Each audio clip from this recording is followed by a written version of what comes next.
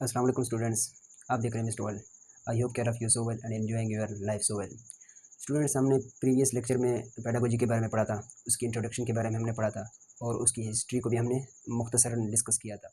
तो आज हम पढ़ेंगे कंसिडरेशंस टू द पेडागोजी, यानी कंसिडरेशंस टू द पेडागोजी पढ़ेंगे और दूसरा हम पढ़ेंगे अप्रोचेस टू द पेडागोजी। तो चलते हैं, सबसे पहले हम डिस्कस करेंगे कंसिडरेशंस टू द पेडागोजी। इसका मतलब ये होता है, कंसिडरेशन का मतलब ये होता है कि कुछ ऐसे फैक्टर्स हैं, कुछ ऐसे एलिमेंट्स हैं जिनको हम सामने रख कर पेडागोजी को हम स्टडी कर सकते हैं। या इसको हम ऐसे कर लें कि पेडागोजी का जो भी फील्ड है, यानी टीचिंग और लर्निंग प्रोसेस के दरमियान, क्योंकि ये टीचर और स्टूडेंट के दरमियान वो हैपन होती है, तो कुछ ऐसे फैक्टर्स हैं जो कि टीचर को देखनी होती हैं। तो कुछ फैक्टर्स हम आज उन फैक्टर्स को डिस्कस करेंगे। सबसे पहले है लर्नर सेंटर्डनेस। जब भी कोई टीचर किसी भी स्टूडेंट्स को पढ़ाएगा तो टीचर को स्टूडेंट की जो भी लर्नर सेंटर्ड है उसको देखना चाहिए, यानी स्टूडेंट्स की नीड्स क्या हैं, स्टूडेंट्स की इंटरेस्ट्स क्या हैं और स्टूडेंट की बिहेवियर क्या है, स्टूडेंट की इंटेलेक्चुअल एबिलिटी क्या है, और मुख्तलिफ़ चीज़ें देखनी होती हैं टीचर को with the passage of time students की।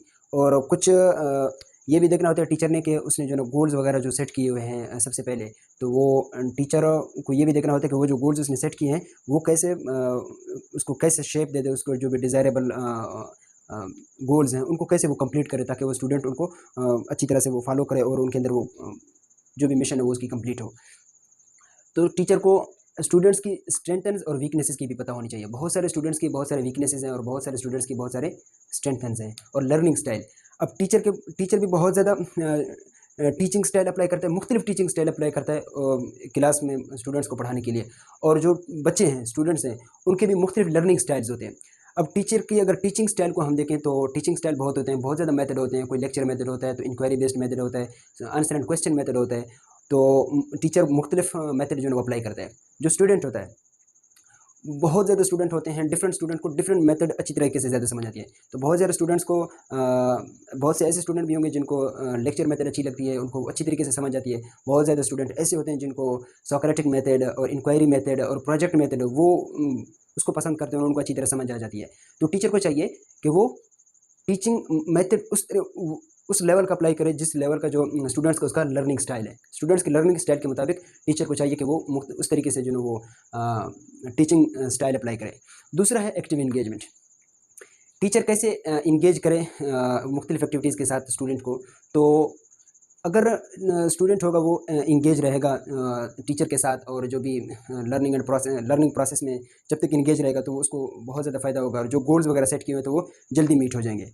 तो उसके लिए है कि एक्सपेरिमेंटल लर्निंग, यानी टीचर को चाहिए कि वो स्टूडेंट्स को एक्सपेरिमेंट्स देता रहे, एक्सपेरिमेंट्स के ज़रिए उनको लर्न कराता रहे। कुछ ऐसे प्रोजेक्ट्स उनको दे दे, कुछ ऐसे टास्क्स उनको दे दे, असाइनमेंट्स उनको दे दे कि मुख्तलिफ उनमें एक्सपेरिमेंट्स हों और स्टूडेंट्स उनको हल करे और उन पर उनकी प्रैक्टिस करे। इसी तरीके से वो जो है विदाउट एनी हेजिटेशन और वो शौक से उन चीज़ों के साथ इंगेज रहेगा और बहुत ज़्यादा मुख्तलिफ चीज़ें वो सीखेगा और बहुत ज़्यादा उसको फ़ायदा भी होगा। तो इस तरीके से जो भी स्टूडेंट्स की जो भी इंटरेस्ट लेवल है वो जल्दी बिल्ड हो जाती है और वो बहुत ज़्यादा इंगेज रहती है स्टूडेंट टीचर के साथ और स्टडी के साथ इंगेज रहती है।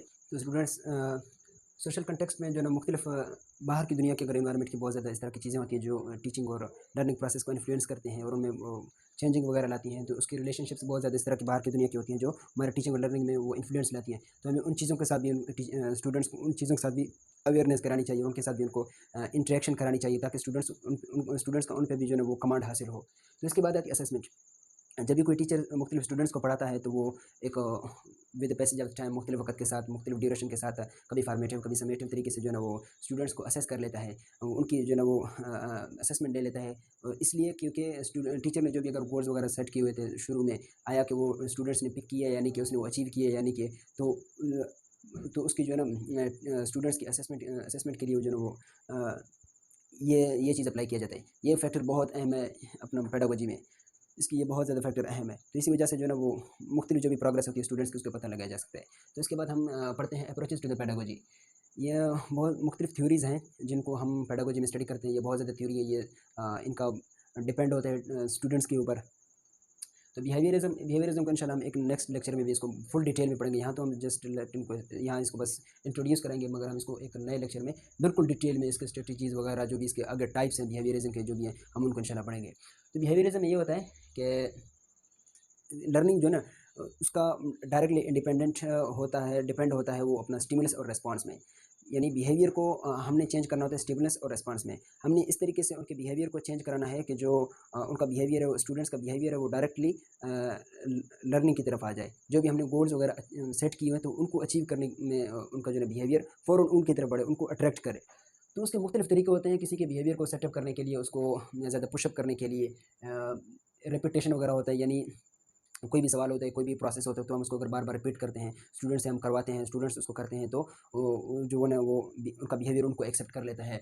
और रेनफोर्समेंट के ज़रिए अगर कोई स्टूडेंट्स कोई अच्छा काम कर लेता है या एक अच्छी प्रोग्रेस थोड़ा सा गेन कर लेता है, तो हम उसको मज़ीद इंकरेज करते हैं और उसको हम प्राइज़ वगैरह देते हैं। तो उसकी जो भी इंकरेज है वो बिल्ड हो जाती है और वो मज़ीद इस तरह के अच्छे काम करता रहता है, तो उसकी प्रोग्रेस लेवल है वो मज़ीद बढ़ जाती है। तो उसकी बिहेवियर जो है वो इस चीज़ को एक्सेप्ट कर लेती है। तो इसके बाद जो बिहेवियर लर्निंग प्रोसेस है वो हमारे सेवरल कॉग्निटिव और बिहेवियरल चेंजेस में इन्वॉल्व होती है। हमारे बहुत ज़्यादा जो कॉग्निटिव प्रोसेस हैं, कॉग्निटिव चीज़ें हैं, कॉग्निटिव फैक्टर्स हैं, वो सारे इन्वॉल्व होते हैं लर्निंग में। और हमारे बिहेवियरल चेंजेस भी बहुत ज़्यादा वो लर्निंग में इन्वॉल्व होते हैं। अगर हमारी बिहेवियर किसी अगर सेटअप हो जाती है तो अच्छी हो जाती है, यानी वो मुख्तलिफ स्किल्स पे वो कमांड हासिल कर लेती है, तो हम लर्निंग को बहुत अच्छी तरह लर्न कर सकते हैं किसी भी चीज़ को। तो कुछ स्ट्रेटजीज़ हैं जिनको हम बिहेवियर में इस्तेमाल करते हैं। ड्रिल और प्रैक्टिस मेथड के ज़रिए, क्वेश्चन एंड आंसर के ज़रिए।